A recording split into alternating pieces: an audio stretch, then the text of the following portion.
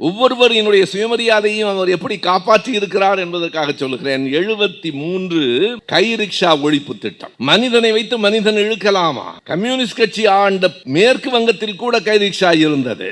தமிழ்நாட்டிலே தான் முதலில் கை ரிக்ஷாவை அவர் ஒழித்தார். ஆனாலும் என்ன செய்வது நண்பர்களே, மக்கள் மறந்து போனார்கள். கை ரிக்ஷாவை ஒழித்தவருக்கு வாக்களிக்காமல் ரிக்ஷாக்காரராக நடித்தவருக்கு வாக்களித்தார்கள். நீங்கள் குதிரை பந்தயத்தை ஒழித்து விட்டீர்கள், லாட்டரி சீட்டையும் ஒழித்து விடுங்கள். ஜெயபிரகாஷ் நாராயணன் ராஜாஜி நினைவிடத்தில் திறப்பு விழாவில் மேடையில் கலைஞரிடம் வைத்த கோரிக்கை கலைஞர் மேடையிலேயே அறிவித்தார், மிக விரைவில் என்று. அடுத்த ஆண்டே தமிழ்நாட்டில் இருந்து லாட்டரி சீட்டும் ஒழிக்கப்பட்டது. லாட்டரி சீட்டுக்கு பின்னாலே போய் மனிதன் தமிழன் சுயமரியாதையை இழந்துவிடக் கூடாது என்று. ஆனால் பாருங்கள், சில லாட்டரி சீட்டுக்காரர்களுக்கு இன்னமும் கோபம் இருக்கிறது. நம்மை பார்த்து சிலர் சொல்லுகிறார்கள், திமுக தூரசக்தி, வாரசக்தி, கோரசக்தி. ஒரு நண்பர் கேட்டார், இதற்கெல்லாம் என்ன பொருள் என்று. தயவு செய்து அவரை கேட்டு சிரமப்படுத்தாதீர்கள். அவர் என்ன வைத்துக் கொண்டு வஞ்சகமா செய்கிறார்? அவருக்கு தெரியும் தான் பேசுகிறார். எழுதி கொடுத்தார்கள், பேசுகிறார். வேறு என்ன, அவராகவா பேசுகிறார்? யாராவது நம்புவார்களா? இவ்வளவு எழுச்சியோடு இந்த கூட்டத்தை நடத்தி கொண்டிருப்பது தேர்தலில் தோல்வி அடைந்த ஒரு கட்சி என்று சொன்னால் யாராவது நம்புவார்களா? திமுகவின் தனித்தன்மை என்ன என்று கேட்டால் இதுதான் என்று உரத்து சொல்லுங்கள். மே 4 நம்மை வீழ்த்தி விடும் என்று பலர் நினைத்தார்கள். ஜூன் 3 மறுபடியும் நம்மை உயர்த்தி எழுத்து நிறுத்தும்.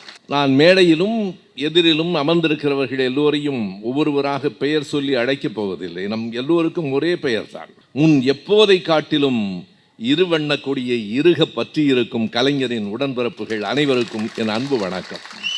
நான் ஒரு மானமுள்ள சுயமரியாதைக்காரன் என்று தன்னை அறிமுகப்படுத்தி கொண்ட தலைவர் கலைஞர் அவர்களை மறுபடியும் மேடை போட்டு அதை மெய்ப்பிக்க வேண்டிய தேவை நமக்கு இல்லை. ஆனால் அவருடைய சுயமரியாதை உணர்வுக்குள் ஒரு நுட்பம் இருக்கிறது. அதனை மட்டும் நான் 15 நிமிடங்களில் சொல்லி முடித்து திருச்சி சிவா அவர்களுக்கு நான் வழிவிடுவேன். ஒரு சின்ன நிகழ்விலிருந்து தொடங்குகிறேன். 12 அல்லது 13 ஆண்டுகளுக்கு முன்னால் இதே ஜூன் 3ஆம் தேதி புதுக்கோட்டையில் உரையாற்றுவதற்காக நான் சென்றிருந்தேன். மாலையில் பொதுக்கூட்டம். காலை நேரத்தில் மச்சுவாடி என்கிற இடத்துக்கு போய் வரலாம் என்று என்னை அழைத்து சென்றார்கள். அப்போது மாவட்ட செயலாளராக இருந்த நண்பர் பெரியண்ணன் அரசு, கவிச்சூடர் கவிதை பித்தன், சந்திரசேகரன் எல்லோருமாக சேர்ந்து மச்சுவாடிக்கு என்னை அழைத்து சென்றார்கள். எதற்கென்று எனக்கு அப்போது தெரியாது. மச்சுவாடியிலே தான் தொழுநோய் இரவலர்களின் மறுவாழ்வு திட்டம் இருக்கிறது. அவர்களுக்கான சில உதவி திட்டங்களை செய்வதற்காக அழைத்து சென்றார்கள். அங்கே போகிற போது 416 பேர் அன்றைக்கு அந்த மச்சுவாடியிலே இருந்ததாக சொல்லப்பட்டது. அதில் ஒரு பெரியவர் தான் இன்றைக்கு நான் பேச போகிற இந்த தலைப்பை எனக்கு தந்தார். அவர் சொன்னார், தெருக்களில் நாங்கள் தொழுநோயாளிகளாக மட்டும் இல்லை, எல்லா இடங்களிலும் அவமதிக்கப்பட்டோம், தெருக்களில் பிச்சை எடுத்து கொண்டிருந்தோம். ஐயா, கலைஞரை பார்த்தால் சொல்லுங்கள், நாங்கள் சுயமரியாதையோடு வாழ்கிறோம் என்று சொல்லுங்கள் என்று சொன்னார். கலைஞர் சுயமரியாதைக்காரர் என்பது தன்னுடைய சுயமரியாதையை நிலைநிறுத்திக் கொள்வதில் மட்டுமில்லை, நம் அத்தனை பேருடைய சுயமரியாதைக்காகவும் சிந்தித்தவர் தலைவர் கலைஞர் என்பதால் அவர் சுயமரியாதைக்காரர். ஏறத்தாழ 3800 பேர் தமிழ்நாடு முழுவதும் தொழுநோயாளர்களாக இருந்தவர்களை சேர்த்து பல்வேறு இடங்களில் இல்லங்களை உருவாக்கி வெறுமனே தங்கும் இடமில்லை. நான் அன்றைக்குத்தான் மச்சுவாடியிலே பார்த்தேன், பிறகு பரனூர் பார்த்திருக்கிறேன். அவர்களுக்கு தங்குவதற்கு இடம், அவர்களினுடைய உடலில் சில பகுதிகள் குறைந்திருக்கும், இருக்கிற உடலை வைத்துக்கொண்டு அவர்கள் என்ன தொழில் செய்ய முடியும் என்கிற தொழில் பயிற்சி, மறுபடியும் பிச்சை எடுக்கக்கூடாது. அது மட்டுமல்ல, அந்த இல்லத்துக்குள்ளேயே அவர்களுக்கான மருத்துவ சிகிச்சை, இத்தனையும் நினைத்து பார்த்த ஒரு மாமனிதன் இருந்திருக்கிறார் என்றால் அவர்தான் சுயமரியாதைக்காரர். இது எப்போது, இந்த திட்டத்தை அவர் எப்போது கொண்டு வந்தார்? 1971 ஜூன் 3 இதே நாள் தான். 72 ஜூன் 3 கண்ணொடி வழங்கும் திட்டம். பார்வை இல்லாமல் ஒருவன் அலையக்கூடாது, அவனுடைய சுயமரியாதையை காப்பாற்ற வேண்டும். எவ்வளவு பேர்? 7.5 லட்சம் பேர். நண்பர்களே, பரனூருக்கு ஒரு முறை இந்திரா காந்தி அம்மையார் வந்தபோது பேசுகிறார், தொழுநோயாளர்களுக்கு ஒரு மறுவாழ்வு திட்டத்தை உருவாக்க வேண்டும் என்கிற எண்ணம் இந்த மனிதனுக்கு எப்படி வந்ததோ தெரியவில்லை என்கிறார், இந்தியாவிலேயே முதன்மையாக. பிறகு 72 7.5 லட்சம் பேருக்கு கண்ணொடி வழங்கும் திட்டம். அதில் 1,07,000 பேருக்கு கேட்ராக்ட் என்று சொல்லுகிற கண்புரை நீக்குகிற அந்த அறுவை சிகிச்சையை செய்தது கலைஞரின் அரசு. 72 ஒவ்வொருவரினுடைய சுயமரியாதையும் அவர் எப்படி காப்பாற்றி இருக்கிறார் என்பதற்காக சொல்லுகிறேன். 73 கை ரிக்ஷா ஒழிப்பு திட்டம். மனிதனை வைத்து மனிதன் இழுக்கலாமா? கம்யூனிஸ்ட் கட்சி ஆண்ட மேற்கு வங்கத்தில் கூட கை ரிக்ஷா இருந்தது. தமிழ்நாட்டிலே தான் முதலில் கை ரிக்ஷாவை அவர் ஒழித்தார். ஆனாலும் என்ன செய்வது நண்பர்களே, மக்கள் மறந்து போனார்கள். கை ரிக்ஷாவை ஒழித்தவருக்கு வாக்களிக்காமல் ரிக்ஷாக்காரராக நடித்தவருக்கு வாக்களித்தார்கள். ரிக்ஷாக்காரராக நடித்தவருக்கு வாக்களித்தது கூட குற்றமில்லை, அவரோடு சேர்ந்து நடித்தவருக்கு வேறு வாக்களித்தார்கள். ஆனால் அத்தனை பேர் சுயமரியாதையையும் காப்பாற்றியது நம்முடைய மானமிகு சுயமரியாதைக்காரர் தான். 74 ஜூன் 3, ஒவ்வொரு ஜூன் 3 வருகிற போதும் ஒரு குறிப்பிட்ட பகுதி மக்களின் சுயமரியாதையை காப்பாற்றியவர். 74 ஜூன் 3 என்று நான் சொல்லுகிற போதே பேராசிரியர் தீபக்கு அது புரிந்திருக்கும். மகாபலிபுரம் போகிற வழியிலே இருக்கிற முட்டுக்காட்டில் மாற்றுத்திறனாளிகளுக்கான ஒரு நலத்திட்ட இல்லம், மாற்றுத்திறனாளிகளுக்கான தொழிற்பயிற்சி கூடம், சக்கர நாற்காலிகள், காது கேட்கும் கருவிகள். காது கேட்கும் கருவிகளை பற்றி சொல்லுகிற போதெல்லாம் எனக்கு ஒரு நினைவு வரும். நம்முடைய நண்பர் மீஞ்சூர் பாஸ்கர் ஒரு முறை சொன்னார், அங்கே இருக்கிற ஒரு தேநீர் கடையில் இருக்கிற ஒருவருக்கு காது கேட்கிற கருவியை வாங்கி கொடுத்தோம், மகிழ்ச்சியாக வாங்கி கொண்டார். ஒரு வாரத்திற்கு பிறகு பார்க்கிற போது அந்த கருவியை காணவில்லை. ஏன்பா அதை காதில் வச்சுக்கலையான்னு கேட்டோம். அவர் சொன்னால், எப்படித்தான் இவ்வளவு சத்தத்தில் நீங்கள்லாம் வாடுறீங்களோ தெரியல, ஒரு வாரம் என் அமைதியே போயிடுச்சு எடுத்துட்டேன்னார். எனவே மாற்றுத்திறனாளிகள் எல்லோருக்கும், மாற்றுத்திறனாளிகளை, தொழுநோயாளிகளை கலைஞர் எப்படி மதிக்கிறவர் என்பதற்கு ஒரு சின்ன செய்தியை இன்று காலை தான் நான் 1 நிமிட செய்தியாக நண்பர்களுக்கு அனுப்பினேன். தலைவர் கலைஞர் அவர்களினுடைய நெஞ்சுக்கு நீதி முதல் தொகுதி வெளியீட்டு விழா, அது 75 ஜனவரி 12 நடந்திருக்க வேண்டும். கலைஞர் முதலமைச்சராக இருந்த போது குடியரசுத் தலைவராக இருந்த ஃபக்ருதீன் அலி அகமது அவர்கள் அதை வெளியிடுவதாகவும், அன்றைக்கு ஆளுநராக இருந்த கே ஷா அவர்கள் தலைமை வகிப்பதாகவும் இருந்தது. ஆளுநர்களை எப்போதும் நம்ப முடியாத போல இருக்கிறது, அப்போதும் நம்ப முடியவில்லை. ஆளுநர் யாரோ சிலர் மூலமாக சில செய்திகளை அனுப்பினார். குடியரசுத் தலைவர் வர இயலாது என்று கடைசி நேரத்தில் சொல்லிவிட்டார். ஆளுநரும் கலந்து கொள்ளவில்லை. அந்த புத்தகத்தை தயாரித்த தினமணி கதிர் பதிப்பகம் கொஞ்சம் தடுமாறிட்டு கலைஞர் சொன்னார், கலங்க வேண்டாம், யார் வெளியிட்டால் என்ன, புத்தகம் தானே. வெளியிட்டு விடா எப்படி நடந்தது தெரியுமா? 75 ஏப்ரல் 30 தலைவர் கலைஞர் அவர்கள் முதலமைச்சராக இருக்கிறார். விடி இழந்தோர் சங்கத்தினுடைய தலைவர் நல்ல தம்பி என்பவர், பார்வையற்றவர் தலைமையில் விழா நடந்தது. முகமது அலி என்கிற ஒரு தொழுநோயாளி அந்த புத்தகத்தை வெளியிட்டார். ஒருவர் சக்கர நாற்காலியிலே வந்து சாந்தகுமாரி என்கிற சகோதரி அதை வாங்கி கொண்டார். ஊனமுற்றோர் நலத்திட்டம் என்றுதான் 74. அதை கூட 2010 கலைஞர் என்ன நினைத்தார், சொற்களால் கூட காயப்படுத்தக்கூடாது, சொற்களால் கூட அவன் சுயமரியாதையை சுரண்டக்கூடாது, அவன் உடல் ஊனமுற்றமில்லை, மாற்றுத்திறனாளி என்று 2010 மார்ச் 1 அறிக்கை விட்டு அறிவித்தவரும் தலைவர் கலைஞர் தான். மாற்றுத்திறனாளிகளை கொண்டு ஒரு முதலமைச்சரினுடைய புத்தகம் வெளிவந்தது என்பதை எங்காவது கேள்விப்பட்டிருக்கிறோமா? அவர்களின் சுயமரியாதையை அந்த இடத்தில் நிறுத்தி காட்டியவரும் அவர்தான். 73, பிறகு 74, 75 ஒவ்வொரு இடத்திலேயும் ஒரு ஆதரவற்ற பிள்ளைகளுக்கான கருணை இல்லம். ஒவ்வொரு ஆண்டும் அவர் செய்திருக்கிற ஒவ்வொரு செயல்கள் அவருடைய பிறந்த நாளில் நம்முடைய சுயமரியாதையை காப்பாற்றுகிற செயல்கள். அதற்கு பிறகுதான் இங்கே பேசுகிற போது நண்பர்கள் சொன்னார்களே, குதிரை பந்தயத்தை ஒழித்தார்.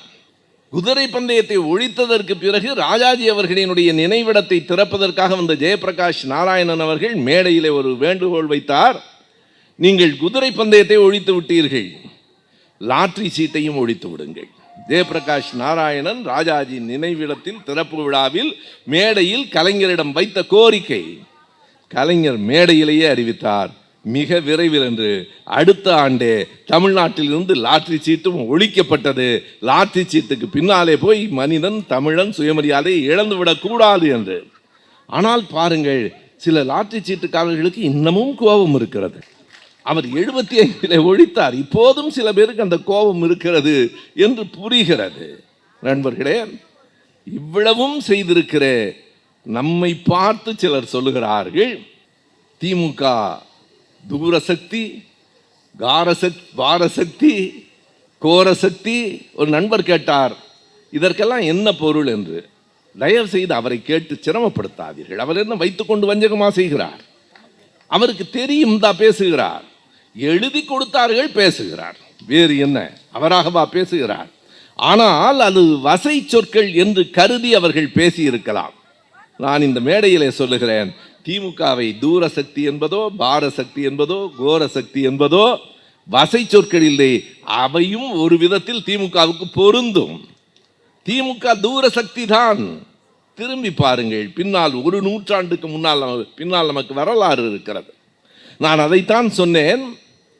நம்மவர்கள் இந்த தொழில்நுட்பத்திற்கு வந்துவிட வேண்டும் என்று கருதுகிறார்கள். இந்த இன்ஸ்டாவும் ரீல்ஸும் போதும் என்று நம்முடையவர்களே கருத தொடங்கி இருக்கிறார்கள். கோபால் சொன்னது மாதிரி 2 நிமிடம் போதும் என்று குறித்து கொள்ளுங்கள் பெரியோர்களே. வரலாறு இல்லாதவர்களுக்கு 2 நிமிடம் போதும், நமக்கு 2 நிமிடம் போதால். சுருங்க சொல்லுவது வேறு, ஆனால் நாம் அடுத்த தலைமுறைக்கு நிறைய சொல்ல வேண்டியிருக்கிறது. ஒருவேளை சொல்ல தவறிவிட்டோமோ என்கிற குற்ற உணர்வும் நமக்கு இருக்கிறது. எனவே இன்றைக்கு நீங்கள் எண்ணி பார்த்தால், தூர சக்தி என்றால் தொலை தூரத்தில் தொடங்கிற்று நம்முடைய வரலாறு. 1 நூற்றாண்டுக்கு முன்னால் தொடங்கிற்று. இன்னும் சில நூற்றாண்டுகளுக்கு திராவிட இயக்கம் இந்த மண்ணை வழி நடத்தும். இது ஒரு தூர சக்தி தான். யார் இல்லை என்று சொன்னார்கள்? அவ்வளவு தொலை தூர பார்வை எங்களுக்கு உண்டு. பிறகு பாரசக்தி என்கிறார்களே, பாரம் என்றால் கனம் என்று பொருள். இந்த மேடை கனமானது நண்பர்களே. இதே போல ஜூன் 3ஆம் தேதி தான் பல திட்டங்களை கொண்டு வந்தார். அதற்கு பிறகு 2008 ஏப்ரல் மாதத்தில் 75க்கு பிறகு ஏன் அந்த திட்டங்கள் வரவில்லை? நம்முடைய ஆட்சி இல்லை, கலைக்கப்பட்டது. 89 ஆட்சிக்கு வந்த உடனே கலைஞர் செய்ததை நினைவில் வைத்துக் கொள்ளுங்கள். தன்னுடைய பிறந்த நாள் ஜூன் 3க்கு சில நாட்கள் முன்பாகவே பெண்களுக்கு சொத்துரிமை என்பதை கலைஞர் அறிவித்தார். இங்கே இருக்கிற பெண்களே குறித்து கொள்ளுங்கள், அது சொத்துரிமை அல்ல, சுயமரியாதை. பெண்களுக்கான சுயமரியாதை. யாரையும் யாரிடத்திலும் கை நீட்டி நிற்க வேண்டியதில்லை. 2008 திருநங்கையர்களுக்கான நல வாரியத்தை உருவாக்கியவர் தலைவர் கலைஞர் தான். அண்மையிலே இந்தியா டிசன்ஸ் என்கிற ஒரு புத்தகத்தை படித்துக் கொண்டிருந்த போது ஒரு திருநங்கை ஒரு கவிதை எழுதியிருக்கிறார். we have no parents, we have no siblings. எங்களுக்கு யாரும் இல்லை, பெற்றோர்கள் எங்களை ஏற்கவில்லை, உடன் பிறந்தவர்கள் எங்களை ஏற்கவில்லை, தன்னந்தனியாய் அனாதைகளாய் நாங்கள் நின்ற காலம் உண்டு என்று கலைஞர் தான் அவர்களுக்கான ஒரு நல வாரியத்தை ஏற்படுத்தி ஏறத்தாழ 3000 பேருக்கு மேலே அடையாள அட்டைகளை, குடும்ப அட்டைகளை கொடுத்தார். இந்த மேடையில் நான் பேசுவதிலே தற்செயலாக இன்னொரு பொருத்தமும் உண்டு. 2015 ஏப்ரலில் மாநிலங்களவையில் திருநங்கைகளுக்கான தனிநபர் மசோதாவை கொண்டு வந்தவர் நம்முடைய நாடாளுமன்ற உறுப்பினர் திருச்சி சிவா அவர்கள்தான். அவர் ஏப்ரலிலே கொண்டு வந்தார். பிறகு அங்கே இருந்து மக்களவைக்கு போனது 16 பிப்ரவரி. அது இடபிள்யூஎஸ் ஆக இருந்தால், இந்த அரிய வகை ஏழைகள் இருக்கிறார்களே, உயர்ஜாதியிலே பிறந்து அவர்கள் ஏழைகள் என்கிறார்களே, அவர்களுக்கான இடஒதுக்கீடு 4 நாட்களில் நிறைவேறிற்று. கவனத்தில் வையுங்கள். யாரும் கோரிக்கை வைக்கவில்லை. காலகாலமாக இடஒதுக்கீடு வேண்டும் என்று கேட்கிற நமக்கு அது நிறைவேற்றப்படவில்லை. விபி சிங் என்கிற ஒரு மனிதன் வரவில்லை என்றால் நமக்கு அந்த பிற்படுத்தப்பட்டவர்களுக்கான இடஒதுக்கீடு கிடைத்திருக்காது. தமிழ்நாடு மைசூரில் தான் தொடக்கம். 1978 வரைக்கும் வடநாட்டிலே பிற்படுத்தப்பட்டவர்களுக்கு இடஒதுக்கீடு இல்லை. பீகாரிலே கற்பூரி தாகூர் என்கிற ஒரு முதலமைச்சர் வருகிற போதுதான் அது தொடங்கிட்டு 6 மாதத்தில் அவருடைய ஆட்சி கலைக்கப்பட்டது. ஆனால் பணக்காரர்களுக்கு, பெரிய ஜாதி என்று தங்களை சொல்லிக் கொள்ளுகிறவர்களுக்கு இடஒதுக்கீடு 4 நாட்களில். இன்றைக்கு மாநிலங்களவையில், நாளைக்கு மக்களவையில், அதற்கு பிறகு உடனடியாக குடியரசுத் தலைவரினுடைய கையொப்பம். ஆனால் சிவா கொண்டு வந்த தனிநபர் மசோதா 2015 ஏப்ரலிலே கொண்டு வரப்பட்டது. 16 பிப்ரவரியிலே தான் மக்களவைக்கு போகிறது. அவர்களுக்கும் கூட சுயமரியாதைக்காக நல வாரியத்தை உருவாக்கியவர் நம்முடைய தலைவர் கலைஞர் அவர்கள் தான். எனவே இது ஒரு பார சக்தி தான், கனமான சக்தி. மாசேதுதான் சொல்லுவார், ஒரு துரோகி இறந்து போனால் அது ஒரு மயில் இறகினுடைய கீழே விழுவதை போல, ஒரு தியாகி இறந்து போனால், ஒரு போராடி இறந்து போனால் அது பாறை கீழே விழுவதை போல என்பார். திமுக என்பது ஒரு பாறையை போல. நம் முதலமைச்சர் தெரியாமல் பேசினார் என்று கருதாதீர்கள், புரிந்துதான் நேரடியாக பாராட்டினால் பக்கத்தில் இருக்கிற லாட்டரி சீட்டுக்காரர்கள் கோபப்பட்டுக் கொள்ளப் போகிறார்கள் என்று மறைமுகமாக சொல்லுகிறார். இது ஒரு தூர சக்தி, இது ஒரு பார சக்தி. பாரம் என்றால் கனம், மழை என்று தானே சொல்லுகிறோம். பார சக்தி. இன்னொரு கேள்வி வரலாம், அது என்ன கோர சக்தி என்கிறாரே, அதுவும் பொருந்தும். கலைஞர் ஒரு முறை சொன்னார், எவனாவது சாதியின் அடிப்படையில் ஏற்றத்தாழ்வை கற்பித்தால் கட்டை விரலோ தலையோ காணிக்கை வேண்டுமென்று இன்றைக்கு எவரேனும் கேட்டால் அவன் பட்டை உரியும் சுடுகாட்டில் அவன் கட்டை எரியும் என்று பாடியவர் நம்முடைய தலைவர் கலைஞர். கோரசக்தி தானே. எவனாவது மக்களை பிரிக்கும் சனாதனம் ஒழிக்கப்பட வேண்டும் என்று நம் எதிர்க்கட்சி தலைவர் சட்டமன்றத்தில் பேசினால் அவர்களுக்கு கோரசக்தியாகத்தானே படும். திமுக ஒப்புக்கொள்ளுகிறோம், இன்னமும் ஒரு முறை உரத்து சொல்லுங்கள், திமுக தூர சக்தி தான், திமுக வார சக்தி தான், திமுக சாதியால் மக்களை பிரிக்கிறவர்களுக்கு கோர சக்தி தான். முதலமைச்சர் அவர்களே, முடிந்தால் அடுத்த கூட்டத்தில் இன்னொன்றையும் சேர்த்துக் கொள்ளுங்கள், ஏழை எளிய மக்களிடம் அன்பு காட்டுகிற ஈர சக்தியும் திமுக தான். திமுக என்றால் உங்களுக்கு அடுக்குமொழிக்கும் பொருந்தி வருகிறது, இல்லையானால் அவர் ஒப்புக்கொள்ள மாட்டார். அது பாரசக்தி, கோரசக்தி, ஈரசக்தி என்று அதையும் சேர்த்துக் கொள்ளுங்கள். ஆனால் நான் என் உரையை முடிப்பதற்கு முன்னால் துணை பொதுச் செயலாளர் அவர்களும் நம்முடைய மாவட்ட செயலாளர்கள் மாசு அவர்களும் தமிழச்சி அவர்களும் எல்லாம் இருக்கிற இந்த மேடையில் என்னுடைய ஒரு சின்ன ஆதங்கத்தையும் பதிவு செய்துவிட்டு நான் உரையை நிறைவு செய்தேன். நாம் ஈரசக்தி தான், எதிரிகளிடம் கூட அன்பு காட்டுகிறவர்கள் தான். கலைஞர் தான் அதையும் நமக்கு சொல்லி தந்தார். என்னை கடலில் தூக்கி எறிந்தாலும் நான் களமாகத்தான் மிதப்பேன், கவிழ்ந்து விட மாட்டேன், நீங்கள் ஏறி பயணம் செய்யலாம் என்றார். அதை சரியாகவோ தவறாகவோ புரிந்து கொண்டு நம்முடைய அண்மையில் ஒரு நிகழ்ச்சியை நான் எல்லா தொலைக்காட்சிகளிலும் பார்த்தேன். மாமன் சீர் கொண்டு போகிற நிகழ்ச்சி, தாய்மாமன் சீர் கொண்டு போகிற நிகழ்ச்சி. இவ்வளவு பெருந்தன்மையா என்று எனக்கு தோன்றிற்று. ஏனென்றால் நம்முடைய மாவட்ட செயலாளர் முன்னாள் அமைச்சர் யார் வீட்டுக்கு தாய்மாமன் சீர் கொண்டு போகிறார் என்றால், இது பெரியார் மண் இல்லை, பெரியாரே மண் என்று சொன்னவரின் வீட்டுக்கு, அண்ணா கலைஞரின் நினைவிடங்களை இடிக்க வேண்டும் என்று சொன்னவரின் வீட்டிற்கு, இன்னமும் சொன்னால் கள்ளக்குடி கொண்ட கருணாநிதி என்னும் பாட்டை கள்ளத்தனம் கொண்ட கருணாநிதி என்று பாடியவரின் வீட்டுக்கு, ஆரிய கடப்பாறை கொண்டு திராவிட கோட்டையை இடிப்பேன் என்று சொன்னவருக்கு தாய்மாமன் சீர் கொண்டு போகிற அளவுக்கு எவ்வளவு பெரிய உள்ளம், எவ்வளவு பெருந்தன்மை. நண்பர்களே, நான் கொஞ்சம் சின்ன புத்திக்காரன், எனக்கு அது கிடையாது.